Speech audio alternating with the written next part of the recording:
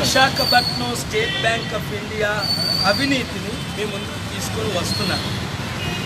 2007లో మన అకౌంట్ ఒకటి సీజ్ చేశారు, మూసేశారు అవినీతిగా. 2009లో హైకోర్టు డిసెంబర్ 18న ఆర్డర్ ఇచ్చారు ఓపెన్ చేయమని. అప్పుడు మా అన్నయ్య నేనే ప్రెసిడెంట్ అని పెడితే, తర్వాత నేనే ప్రెసిడెంట్ అని హైకోర్టు డిక్లేర్ చేసిన తర్వాత మరలా మా అన్నయ్య వదిన నేనే ప్రెసిడెంట్ అని వేసింది. మరలా 2009 నుండి అది 2016 వరకు కోర్టుల్లో నడిచింది.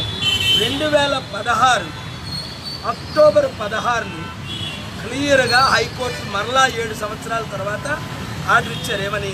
డాక్టర్ కేఏ పాలే ప్రెసిడెంట్, వాళ్ళ ఫాదరే సెక్రటరీ, వాళ్ళ బోర్డు మెంబర్స్ అని రిజిస్ట్రార్కి డైరెక్ట్గా ఆర్డర్ ఇచ్చారు. రిజిస్ట్రార్ ఆఫ్ సొసైటీ చక్కగా రిజిస్టర్ చేశారు. 2007 నుంచి 16 వరకు నేనే బోర్డు మెంబర్లని, నేనే ప్రెసిడెంట్ అని.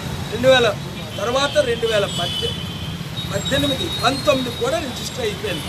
బ్యాంకులో ఎప్పుడు స్టే ఇమ్మని లేదు. 2016 ముందు సెప్టెంబర్ 29 వాళ్ళకి స్టే ఆర్డర్ ఇచ్చారు. 18 రోజుల తర్వాత 18 రోజుల తర్వాత మనకి నేనే బోర్డు అని డిక్లేర్ చేశారు. ఈ బ్యాంకు వారితో మేము కనీసం 100 సార్లు వచ్చాం.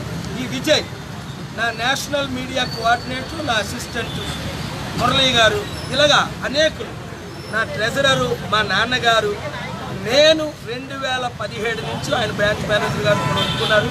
మీరు కాల్ చేశారని వెళ్తే 10 లక్షల లంచం అడిగారు. ఆయన లీగల్ అడ్వైజర్, వీళ్ళు బ్యాంక్ మేనేజర్ అయితే సార్ ఏమైనా ఏర్పాటు చేయండి అని విజయ్తో అన్నారు పాత ఆయన.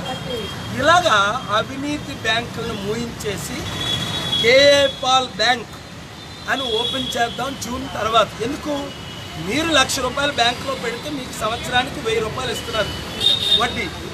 అదే మీరు ₹1,00,000 తీసుకుంటే సంవత్సరానికి 15,000, 18,000 గుంజుకుంటున్నారు. ప్రైవేట్గా అయితే లక్షకు లక్ష. ఈ అవినీతిని నిర్మూలన చేయడానికి మనం కేఏ పాల్ బ్యాంక్ పెట్టబోతున్నాం. స్టేట్ బ్యాంక్ ఆఫ్ ఇండియాకి రేపటి వరకు టైం ఇచ్చాను. మరలా 12 సంవత్సరాలు అయింది మన బ్యాంకు, మన డబ్బులు సీజ్ చేసి కోట్ల రూపాయలు ఉంది. అంతేకాకుండా 100,000 కోట్లు విదేశాల నుంచి రావాలంటే వీళ్ళు FCRA ఉన్న బ్రాంచ్ కనుక ఓపెన్ చేయాలి, చేయట్లేదు. ఇదంతా బ్యాంకు కుట్ర, రాజకీయ కుట్ర. ప్రజాశాంతి పార్టీకి ఓటేయండి.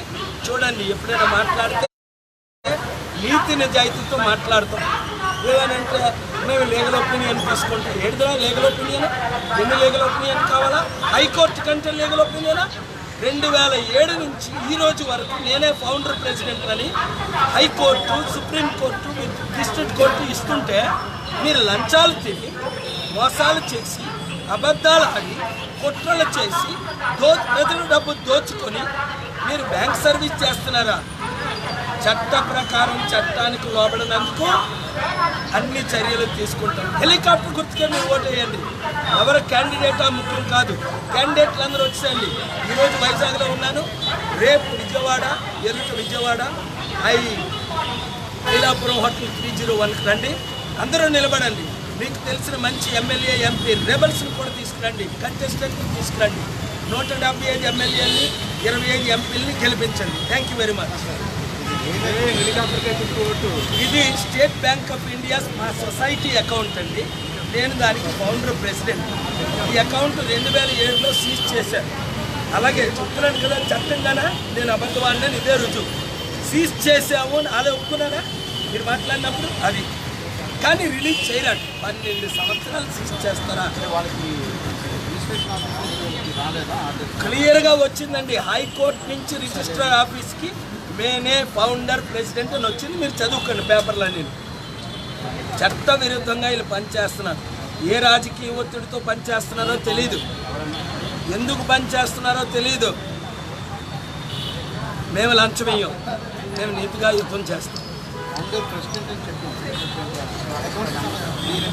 క్లియర్గా వచ్చిందండి. రిజిస్ట్రార్కి సొసైటీ రావడం అంటే అర్థం ఏంటి?